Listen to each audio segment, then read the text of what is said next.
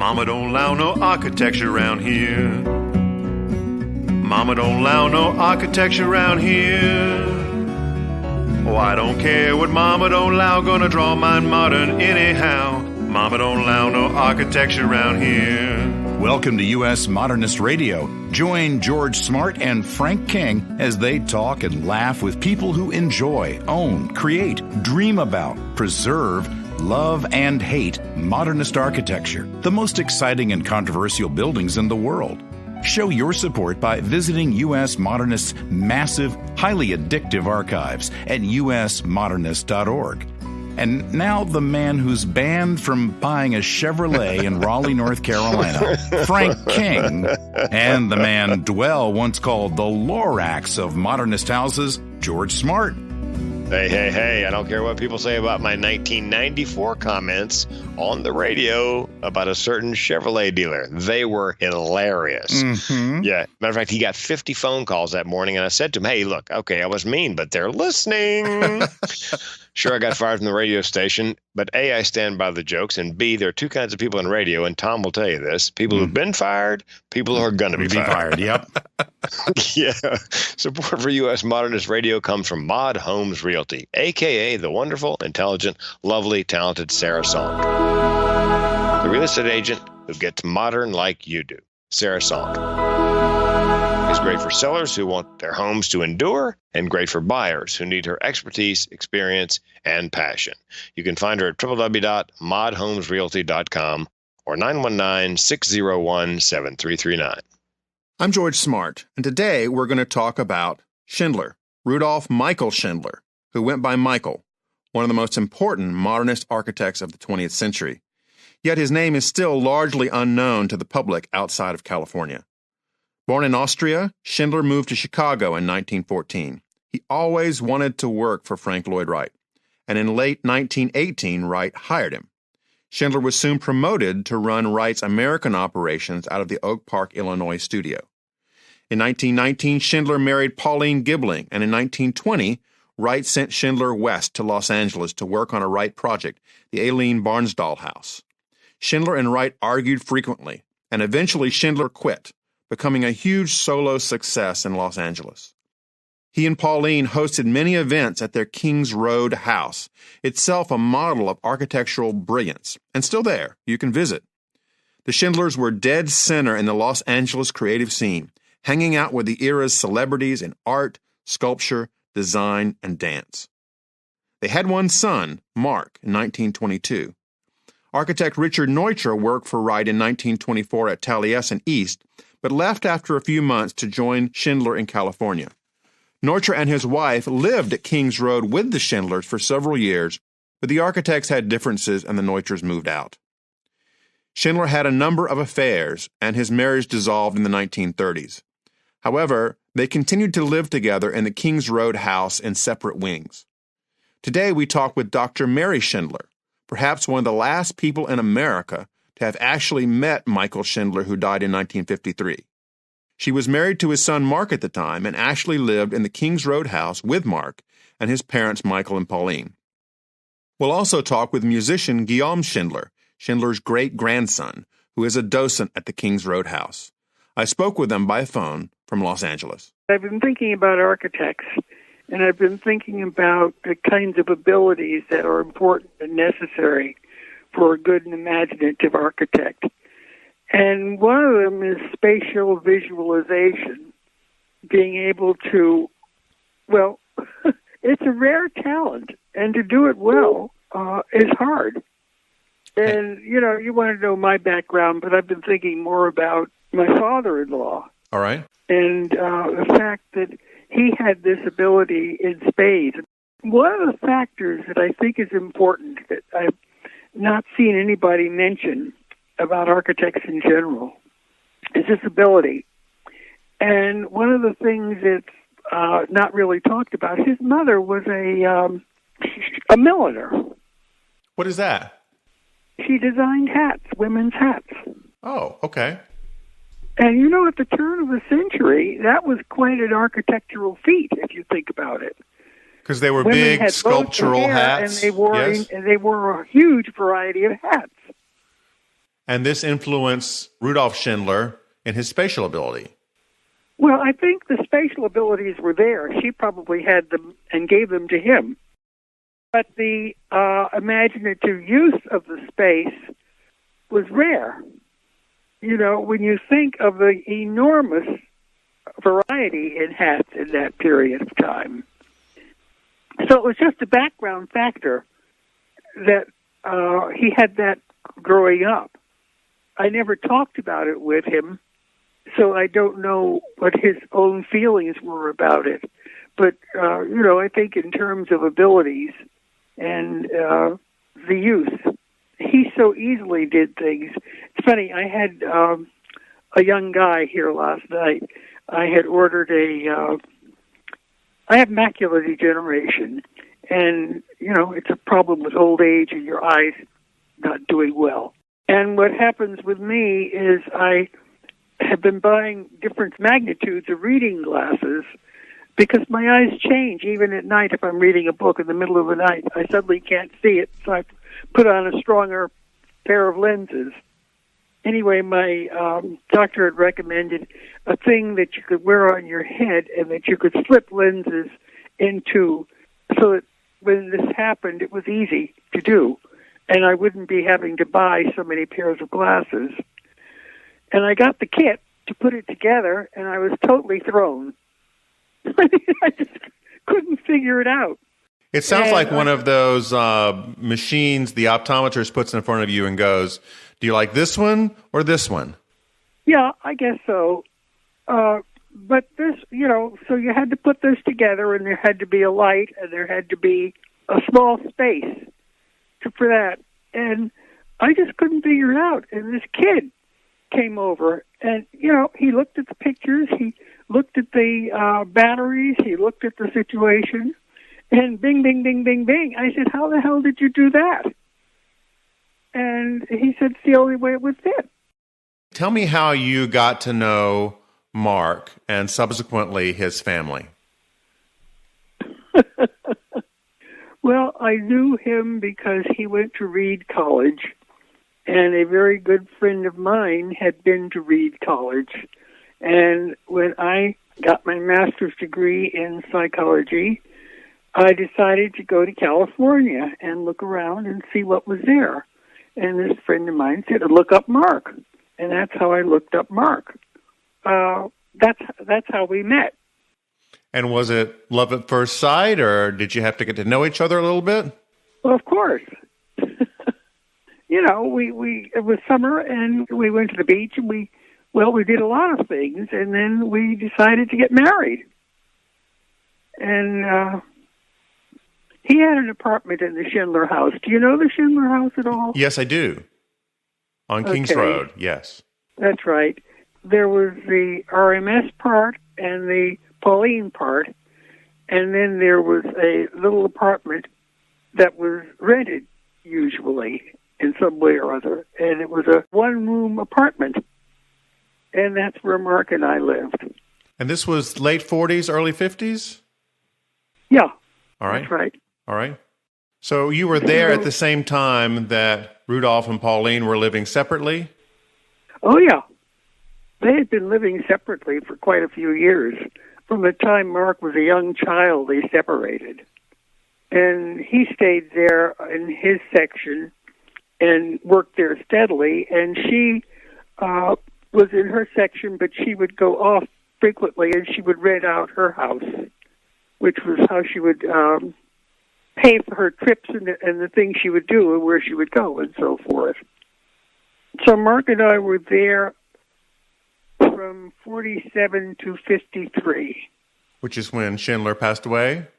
Yeah, and when he passed away, she had the whole house. And we moved to, we bought a house in Santa Monica and moved out. It seemed like the Schindler household was fairly unusual in its embrace of like all things California and free conversation, and everything was kind of loose and easy, and people were into all kinds of things. It was something that was labeled in many accounts as this bohemian family. But I was wondering how it was for Mark to grow up in that, if that was just a party all the time or if it was not so fun. It was difficult. It was difficult because it changed a lot.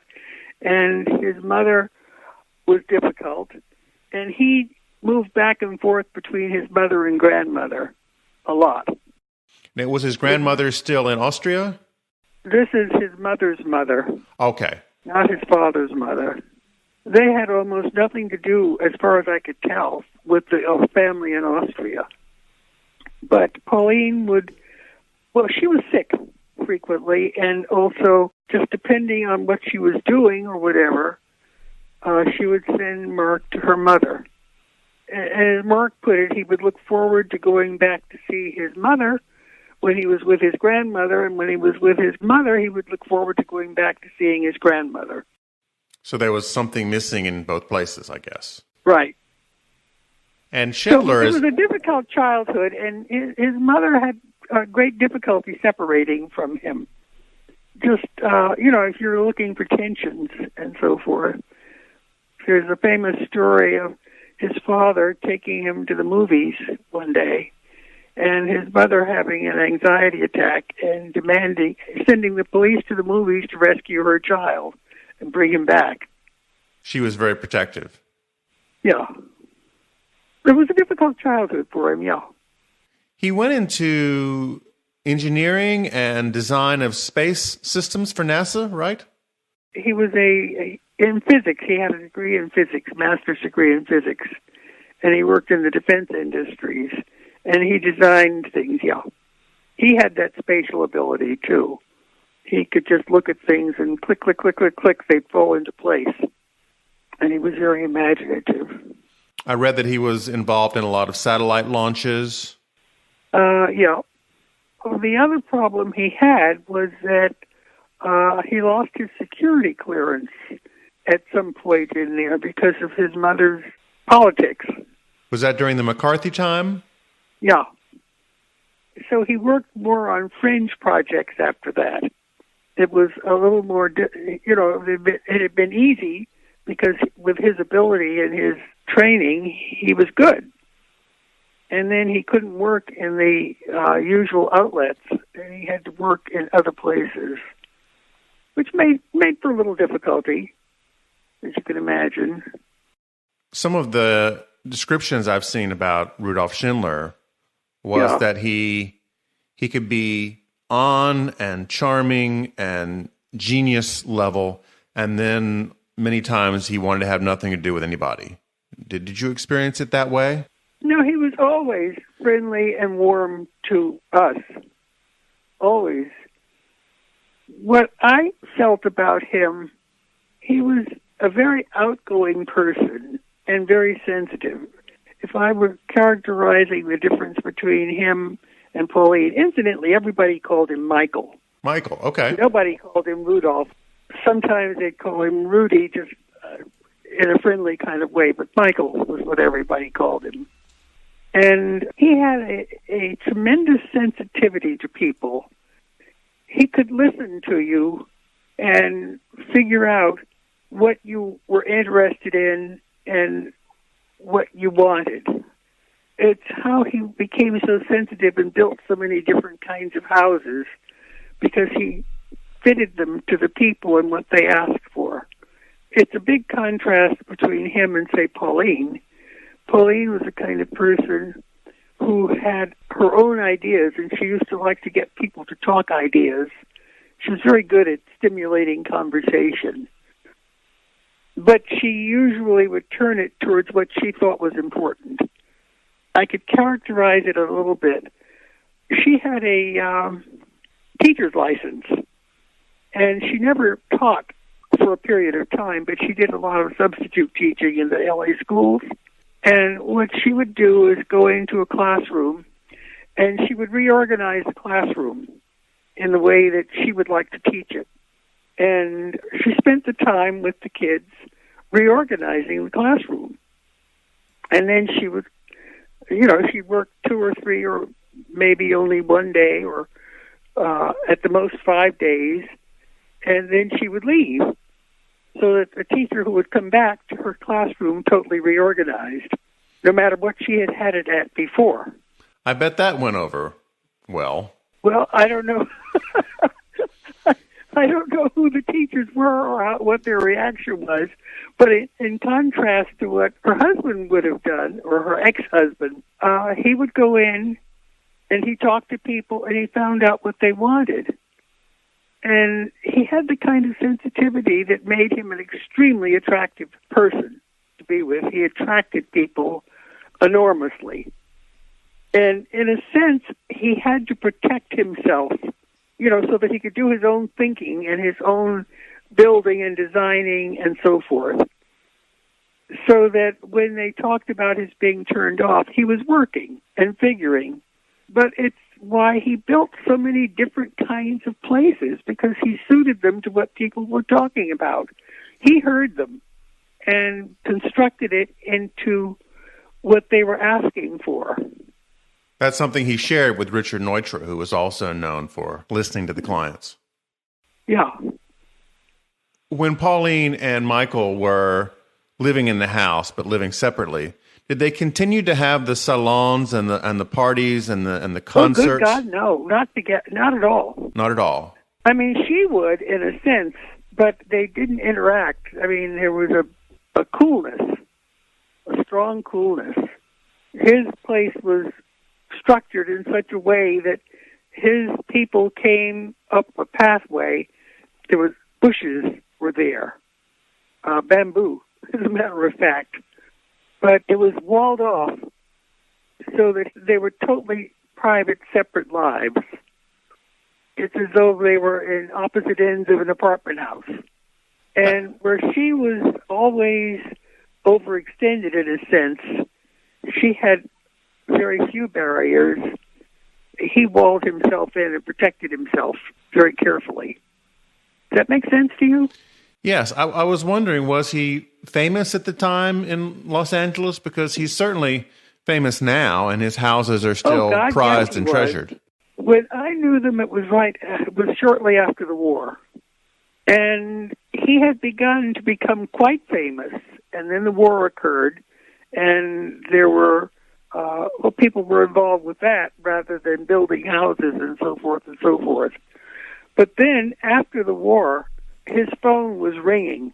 There was just a huge amount of business coming his way. Absolutely, he was famous. No question about it. And he and Neutra were regarded as more easily approachable alternatives to Frank Lloyd Wright, who was surging in popularity as well at that time. Well, you know the relationship between the two, or do you? You've read Esther McCoy's book. Yes. He met Neutra in Austria. There's a famous story, I guess they were both at the same concert, and both extremely moved by the music, and they went out into the entryway to the concert hall, I guess, whatever you would call it, and they met each other that way and became good friends.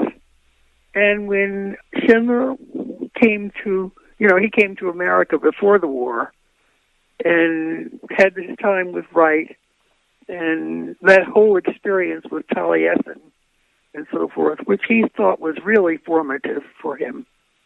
He remembered it as helpful, informative, and a good time of development for him.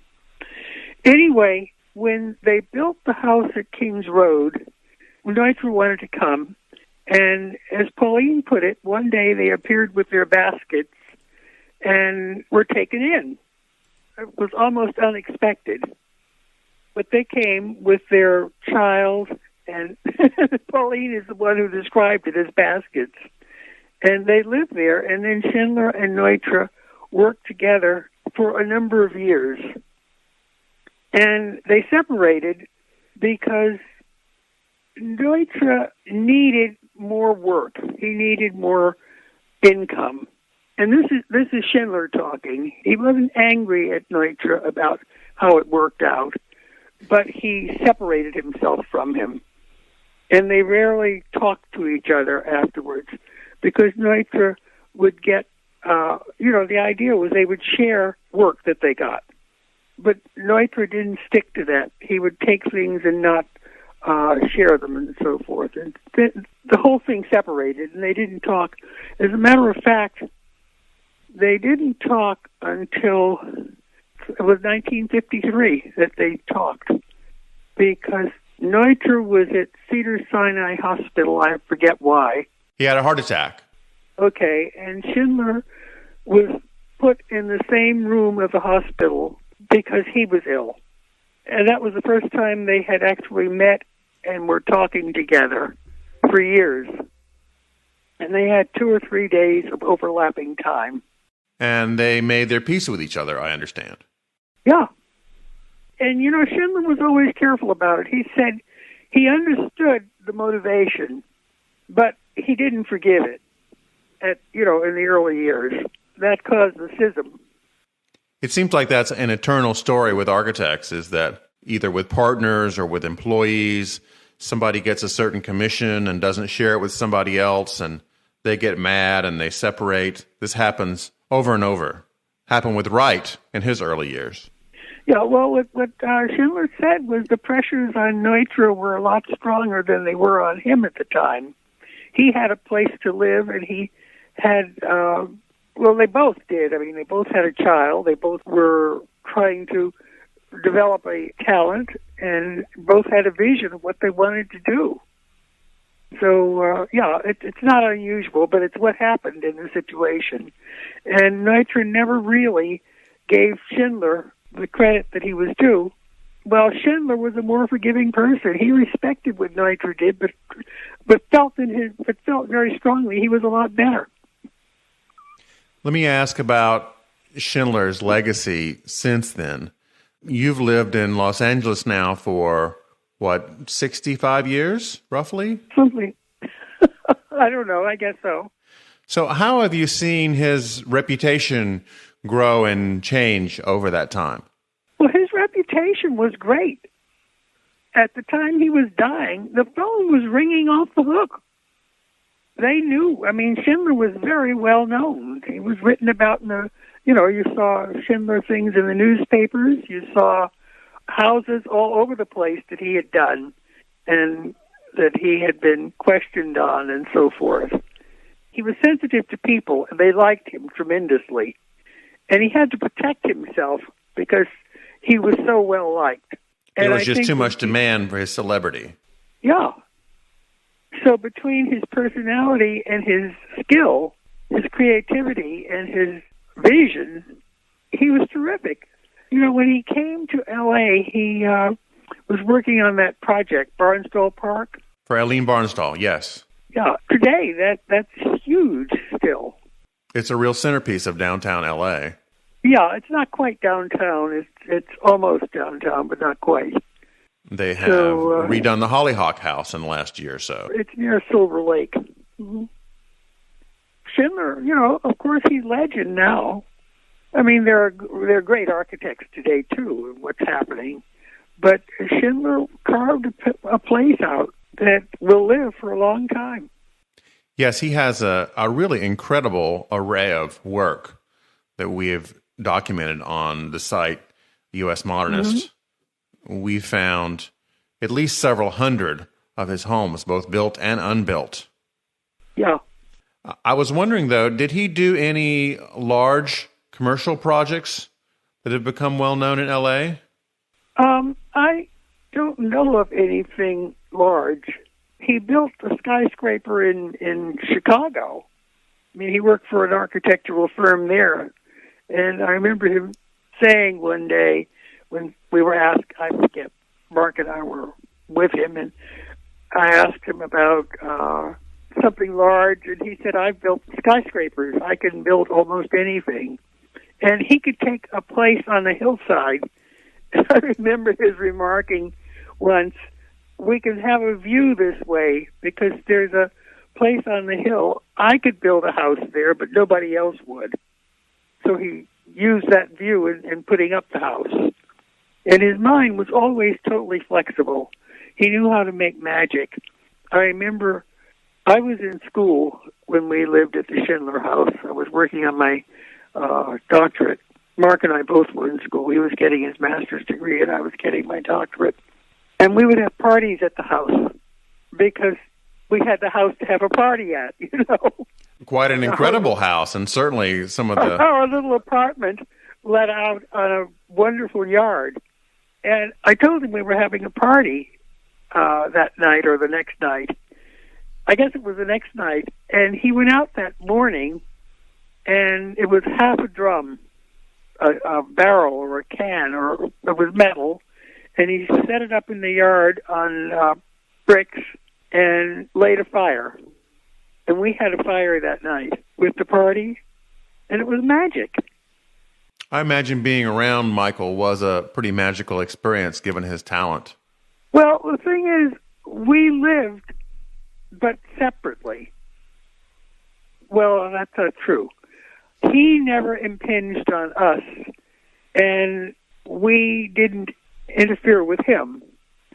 And the difference was between the two people, between Schindler and his ex-wife, was that she never had any boundaries. Was she more the bohemian of the two? No. No, she came from a strict family. Her mother actually was a very imaginative woman. She worked at, I guess she was on the board at Hull House. And was very active in the ACLU and things like that. She sent her girls to Smith. That was, women weren't educated back then. They could learn to be teachers or whatever. They went to teachers' colleges, but they didn't go to Smith College. And so her mother was very forward-looking and very into, politics, all sorts of things. Was that the communist leanings that eventually got Pauline in trouble later? No, I would not put the grandmother in those terms. I never knew the grandmother, so I knew her husband. She had died before I met Mark. But her stamp was on things. She was more of a stabilizing influence for a lot of what happened, certainly in Mark's life. And the mother was not such a broad socialist or communist, whatever you want to call it. She was just more open. And she knew a lot of people, curiously enough, because of the party, the Communist Party. But Pauline had no boundaries. She came from a rather, there was money and there was a strict background, in a sense. She was the one who would serve the table correctly. Everything was there to the teaspoons or the iced teaspoons. And there was a correct way to do things, as though she'd gone to... finishing school? Yeah. Well, help me understand the difference, Mary, because I usually think of someone with no boundaries as, they're drinking all the time and sleeping around, having inappropriate relationships. This sounds like Pauline was wound pretty tight. This is the thing. She had the background where she was more correct and socially, in terms of society, correct. But she didn't have proper limits on her own behavior. So how did that play out? Well, for example, I remember once Mark met an old friend of his that he had known in elementary school, when he'd gone to the Ojai Valley School. And he met him and invited him to the house one evening. So we were expecting Mark's friend to come on by to have an evening together. And he never showed up. So we were wondering what happened, and Mark got a phone call from his mother. Lo and behold, come on over, Mark. Guess who's here? And Mark said, who? And it was his friend Billy, who had gone by Pauline's house, and she'd gone out and stopped him, and welcomed him in, took him in, set him down to tea, and then called Mark up to come over and be with them. And the damn fool went. I was so angry because this was supposed to be our guest in our place. So she would intervene in other people's lives. That was the... It never occurred to her that there was any alternative to what she had done. Or to Mark. he was so used to her doing that. And you could understand then why Schindler had marked off his doorway so that he could have privacy and people could come that she couldn't easily interfere with.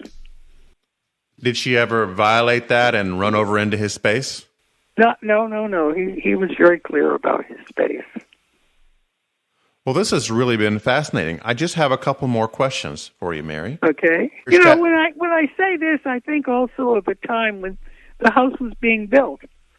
Everybody was focused in on what their part of the building was, except Pauline. She was all over town. She was everywhere. And then she was there, settled down. And she was a great conversationalist. She loved to have a salon, almost, rather than a wild party. I never knew any wild parties while we were there. The wildest one was when the students came from USC, and we had parties because we were all in school together. Sure. But nothing like was in the newspapers of wild Hollywood parties. Never. I think it was just the contrast at the time, because even the idea of having a salon of intellectuals around talking about things in an open way was very different, even for California. Well, I think that a large part of what they did came from Taliesin, because that was the atmosphere there. True. And I remember one evening, Schindler was talking about Taliesin and what a wonderful experience it was when people would get together and discuss things. And it was a strange little environment from my standpoint, where all these young architects had lived in tents and they had to take them down every morning and put them up again at night. But because of being in the atmosphere with Frank Lloyd Wright, they did it. My research staff was Googling about Schindler and came across something I thought was kind of interesting. Are you the same Mary Schindler that evaluated Groucho Marx in the 70s? Yeah, as a matter of fact. Really? Yeah. Can you talk about that? I mean, I assume that's okay now that he's passed away. That's just being a psychologist. When he was having, I guess it was some discussion about division of estate or what was happening to him. Yes. And he was an old man who was, I can appreciate more now in my own old age, the difficulties that you run into. And it was just part of a psychological evaluation in terms of, was he competent to take care of himself? This was during the time that Aaron Fleming was taking care of him.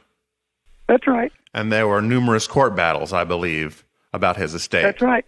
Yeah, that was the point. And so they wanted an evaluation of his functioning level. And how was he at the time? That's confident. I mean, that's not something I can talk about. Okay. Do you know, by any chance, if Groucho Marx and Michael Schindler knew each other? No, they didn't, I'm sure. They would have been about the same era. That's true.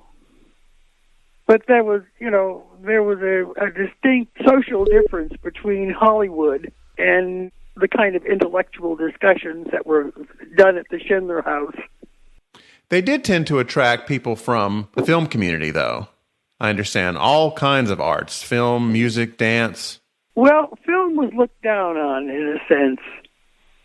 Music, dance, art, those things were. And the difference was Pauline would invite the people to her salon, and the people, the real artists, traded gifts among each other. Instead of acting out, they did their thing, and they shared with each other the good things.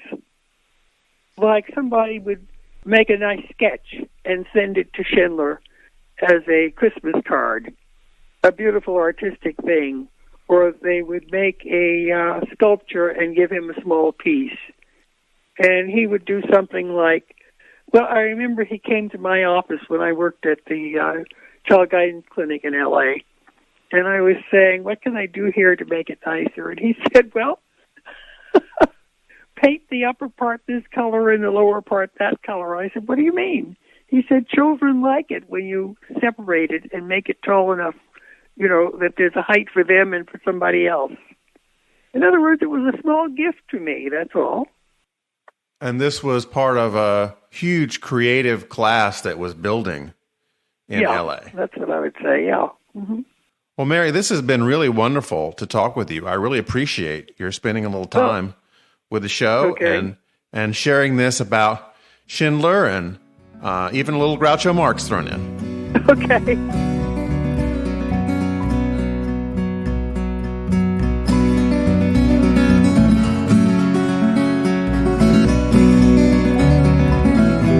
Happy to have on the show today Guillaume Schindler, Rudolf Schindler's great-grandson, who is a musician and is also a docent in Schindler's Kings Road house. Welcome, Guillaume.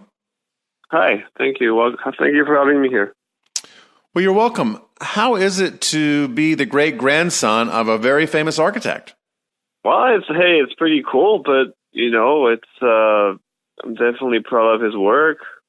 But, we're still all humans, right? I mean, there's nothing, it's just like, I believe everybody has interesting histories, and that's one of my interesting histories. That's how I would describe it. And I just feel like it's my duty to kind of follow up the legacy I have. And that's why it's my pleasure to represent him at the Schindler House and help preserve his work and promote his work. And that's what I do.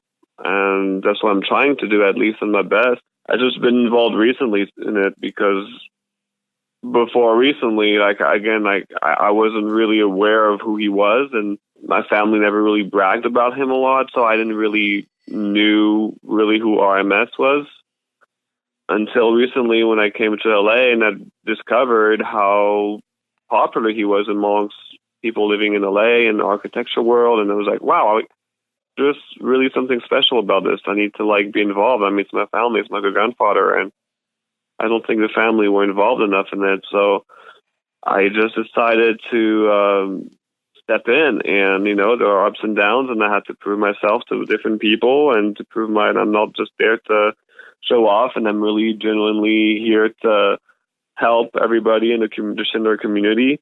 And it pays off. And right now, I'm just very happy with how things are going. I mean, that's what comes with it. So being the great-grandson of an architect comes with having to follow up the legacy. And I think it's the duty of the grandchildren to do that. For our listeners who have not heard of Rudolf Schindler before, tell us a little bit about him, the kinds of things you would tell people at the Kings Road House. I would obviously start with the biography, just mentioned at the intro, say, okay, he came from Vienna, blah, blah, blah. But it's kind of broad and general. And then and people ask me something specific, more private or whatever, that's an answer, but I'm not going to say that kind of stuff. Okay. So what was it about Schindler's architecture that just fascinated people? All these new inventions, in the Schindler House, it's considered the birthplace of Southern California architecture. It's the first house that has been built for the Southern California climate. So he used lots of indoor-outdoor. He experimented a lot of new things that's been transplanted to many houses today and features that haven't been used before. And he came up with it and tried them out. And many of it was remarkable, and people noticed it and used it in their own architecture. And he came up with all those, amazing ideas thanks to all the influence he had from his studies in Austria, and thanks a lot to Frank Lloyd Wright, but also mostly thanks to his own genius and his own creative mind. Also thanks to his own parents that were craftsmen. His mother used to make hats, and so he was used to always try new things, see how it works out, and this is what he did. And sometimes it works, sometimes it doesn't. If it works, you keep on at it. If it doesn't work, you just do something else. And he did that all at the Schindler House, and that's what's great. And it's so influential that people are aware of it, or that it came from him or not, but it is there in today's architecture. How did Schindler experience Los Angeles? It seems like the stories I read about him online, that he was part of a pretty wild and crazy crowd of people, artists, musicians, things like that.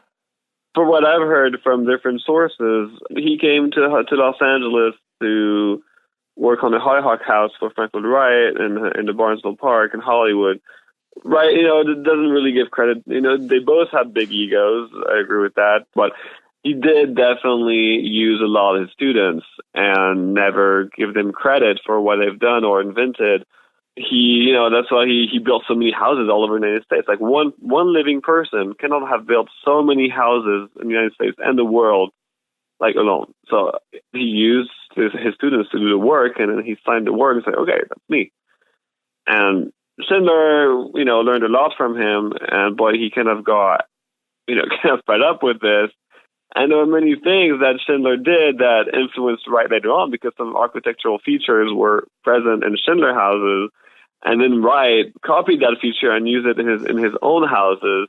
So, what were some of those features, Guillaume?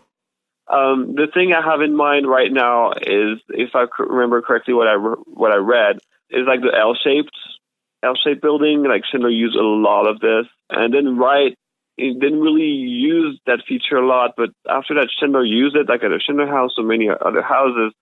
Wright really used it a lot. There might be other things, but again, I'm not an expert in all those architectural features, so I don't want to say stuff that's false. But I definitely believe there are many things, other things that were invented by Schindler, and Wright probably got influenced by it and never really gave credit. And Schindler always worked by himself, differently from Wright. Schindler always stayed at the Schindler house, worked by himself. And of course, he hired a few people to help him build the house, but it never really had students or anything like that. And Wright really had a business.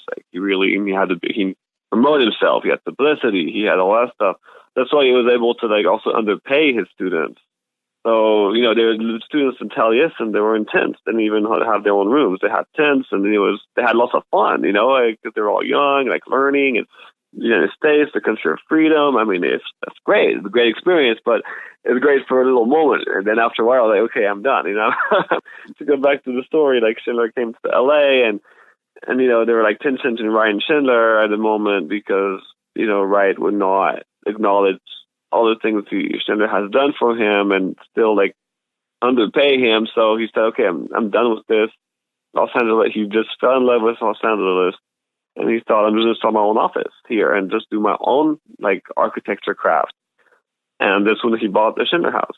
He went away from so many conventional architecture ideas, and there, as if you go to Schindler house. So I welcome anybody to go and to read about it, to really know what I'm talking about. There's just so many things I could talk for an hour about it. He did a lot of experiment architecture-wise, but also social-wise. And he came to LA, and he just adopted right away the California style, flip-flops, short T-shirts. He worked like that. He lived like that. He worked where he lived. People came to the Schindler house constantly. It was very cultural center, and it was very relaxed and laid-back parties. And Schindler house is also based a lot on camping architecture. So there are fireplaces everywhere. So it was very relaxed atmosphere, and so it attracted a lot of artists. And also, I have to add that my grandmother, so his wife or ex-wife, was also very interested. She really liked hanging out with top people. So that was Pauline Gibling. Yeah, Pauline Schindler. That's why she's also important in the social aspect of the house. He was a very charming guy, and so people really enjoyed him. But he would not go after people to have them over. Pauline did that more. She had people she admired or people she wanted to meet and be with, and she would just go for it. And then she would bring them back to the Schindler house. While Schindler, he was just kind of more yeah, it's cool, and they're here, and they had those tensions, but they still admired each other, and they still had good times. And Wright came so many times to the Schindler house, and there's so many stories of him playing his cello at the Schindler house and having a good time partying. So Schindler and Wright didn't get along, but they still got along, So it's not if it was a war. And even in Neutra, you mentioned, Neutra, he lived at a Schindler house, and they never really talked about it again. But there's also an anecdote that's very funny. Schindler and Neutra, when Schindler died, they were in the same hospital room. Yes. And even though they were, they didn't really like each other anymore, because I mean, there's also jealousy of Schindler. Like Neutra was, for example, accepted the international style and stuff, and Schindler wasn't. But there was some jealousy from Schindler too. I'm not going to lie about this. But also their architecture views were different, and Schindler thought, oh my God, Neutra is going the wrong way. This is not how it should be. So, they had like tensions that way. But so that's why they kind of break up and never really got back together again. But since they were like randomly in the same like hospital room at the end of their lives, they became friends again at this moment. And so at the end of their lives, and I think it's pretty cool to say that at the end of Schindler's life, they were friends again. And I think it's awesome, Neutra had a heart attack in 1953. Yeah, so he had a heart attack, and so they were and Schindler, I believe he had cancer, right? Yes. Maybe when death is next to you, just realize why you're fighting for is bullshit. There's just much more to it to life than that, and they still like shared a lot together, and I recognized that at the end of their lives, Have you gotten a chance, Guillaume, to visit other Schindler houses? Yeah, many times. I mean, obviously, Schindler family, we're very small. Like I'm actually the only great grandson, and then he only has two great granddaughters. My sister that lives in France, and my cousin that lives in Silver Lake. But that's it. So we're a very small family. So when people meet me, and they're like, oh my God, somebody from Schindler family. I mean, that's so rare. So they're all very sweet to me, and they always welcome me to come to the house anytime and to check it out. So I went to Schindler houses, being invited kindly by owners of Schindler houses, and also through the Mack Center, they invited me to see different Schindler houses. I also the Schindler tour they have every year. Also Neutra, another different architect as well, and then it's open to the public for one day. And our listeners should know that the Mack Center is an Austrian organization for culture based in the U.S. that owns a couple of the Schindler houses. Yeah, they own the Fitzpatrick Lalonde house, and they own the Mackey apartments. But they're based in the Schindler house, but they don't own the Schindler house. The Schindler house is owned by the organization Friends of the Schindler House, which I'm part of. Friends of the Schindler House is basically, the board members are basically what I call Schindler intellectuals. So many people that wrote books on him, or people that were there from the start to support and protect the Schindler House. But the Mack Center basically pays all the bills, take care of the maintenance and everything, and they can use the house as their will. And so they keep the Schindler House alive, and that's what's great about it. And that's what my grandmother herself always wanted to keep up. The Schindler House always has been alive, always had events, was always a cultural center, and it's great that it's still today, thanks to the Mack Center, to have the ability to do that. The main museum is in Vienna, and it's Mack Center is Los Angeles, Mack is Vienna, and they are funded by the Austrian government. Guillaume, your grandfather, Rudolf Schindler's son, was Mark Schindler, who grew up in the Kings Road house and lived there on and off until about 1953, going on to a career with NASA and electronics engineering. It must have been a kind of incredibly unique childhood to grow up in that kind of creative environment with all these artists and dancers and poets and writers and architects coming over. Is that something that he ever talked about? I grew up in France, so I didn't even really know about RMS. I didn't even know about all that world until I came to LA it's been 7 years ago, for studying for music. And my grandfather, he had like some autistic symptoms. He was very in his world. And I've always knew him kind of old, because as a kid, I can remember like just him like kind of mumbling, like saying the same stories again and again. And he was mumbling, and plus my English I had a hard time with English. I mean, I was more comfortable with French. I just couldn't understand what he was saying, really. So it was very kind of frustrating to try and have a connection with him. So besides the thing we shared when we did the best times together was when we shared passions. Like I loved stars, and obviously he loved stars too, working for NASA. And so he bought me a telescope. And I remember he came to France and at my friend's house, and he bought me a telescope. We were watching stars together, and that was like awesome. And then also my grandparents being divorced, I didn't see him that much. I was spending much more time with my grandmother, with who I was staying, more than with him. And he never really tried to spend more time with us. We didn't really talk that much. So he didn't really tell me anything about how he grew up. And the thing that's kind of sad is that he himself didn't have a connection with his father, because Pauline Schindler, she was very possessive towards Mark, and she would not let him spend time alone with his own father, with Rudolf. Like, for example, every time Rudolf would want to take his son out and spend time with him, Pauline would call and say, "Oh my God, there's an emergency, there's something going on," or she would find a reason. She always had Mark with her, and she never let Mark stay at the Schindler house with his father. So Mark didn't really have a connection with his father, so he didn't really know what it was to be a father himself. So even with my own father, he was not really there as well. Even though I'm sure Mark loved my father, Ian, he never really was there for him, and then his father died. And that's why Mark, my grandfather, was really, at the end of my great-grandmother's life, Pauline's life, he was very pissed at her. He was very pissed at her, and that's why he didn't even go, when she was dying, he didn't even go and see her. My grandmother would say to him, "Your mother's dying, like, you should probably see her." He just didn't want to see her, and that's why he didn't even put a gravestone in the cemetery. Pauline Schindler doesn't have her own gravestone in the cemetery. She was a very smart person. Pauline was very smart. She was a very amazing person, but she did have some difficulties with her personality, and that's why she would do stuff that would be self-destructive. For example, she knew that Mark was allergic to paint, and she knew that if she painted his room, he would have an allergic reaction and would have to bring him up to the hospital. But yet, every year she would paint his room again, and every year she would bring him to the hospital and then say, "Oh, I saved his life."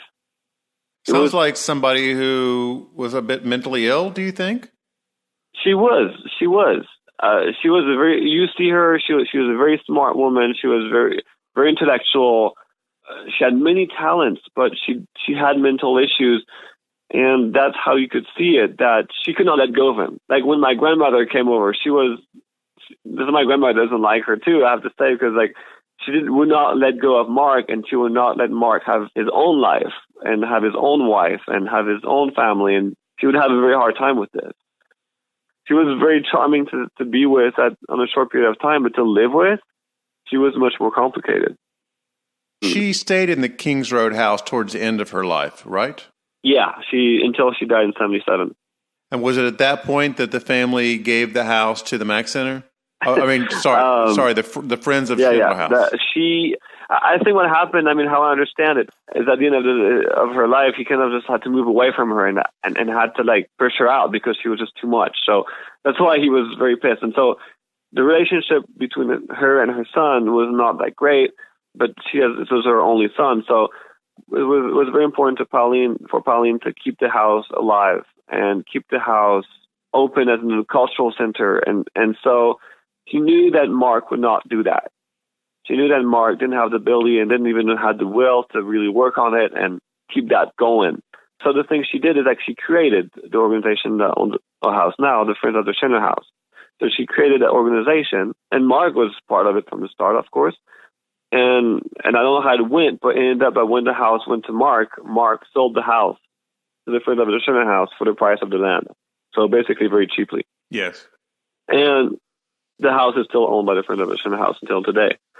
So what happened is many people that are still actually board members, Bob Sweeney, Harriet Gold, all these people, they've all done research on Schindler and wrote books and really helped people be aware of his architectural genius, or did huge amount of work and invested their own personal money and their own personal time in preserving the house and making it as it is today, or making it as accessible as it is today. But the thing is, it costs a lot of money, maintenance. And when you make a historical house, you have to go through experts. There's hundreds of thousands of dollars repairs. And we have to, they have problems with security. People are trying to sneak in the house at night. So you have to have a tenant that's always there 24/7. You have to have staff. You have to pay property bills.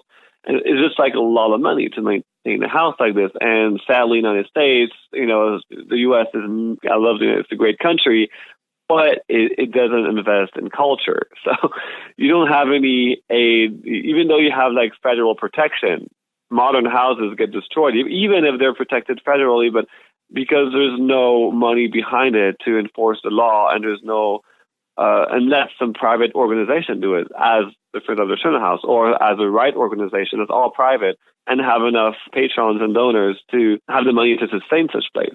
How can people support the King's Road House, and how can they visit? The best way to support the Schindler House, I mean, you're welcome to visit. It's very cheap to visit. It's only like $10, free on Fridays from 4 to 6, and it's when my docent shift is. So if you go at this moment, I'm there, but it's wonderful. usually very busy at this time. But other than this, the best way to support is to actually support the Mack Center. We're still in charge of the main, legal or maintenance of the house, and we supervise things there, but we're not allowed to fundraise money. So the Mack Center does that. So you just contact the Mack Center and you say you want to donate money and you want to be part of it, and that will help the Schindler House overall. You can also check the website of the Friends of the Schindler House, fosh.org. Okay, well, Guillaume, thank you so much for talking with me today. You. And I want to encourage everybody to support the Friends of Schindler House and the Mack Center and to visit in L.A. Thank you very much for this.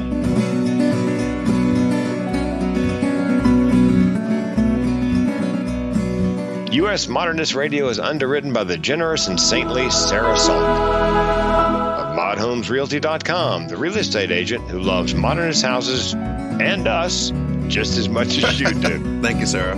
919-601-7339. Okay, take us out, Tom. Visit USModernist.org for more information about today's guests. US Modernist Radio is produced at Soundtracks Recording Studios in Raleigh, North Carolina. Our theme song is performed by George Smart and Robinson Earl. US Modernist Radio is a production of North Carolina Modernist Houses, a nonprofit educational archive for the documentation, preservation, and promotion of modernist residential design. I'm Tom Guild, the most interesting man in the room. Stay modern, my friends. George and Frank and I will be back in 2 weeks with another edition of US Modernist Radio. Suddenly I feel like a beer. I'll take something stronger.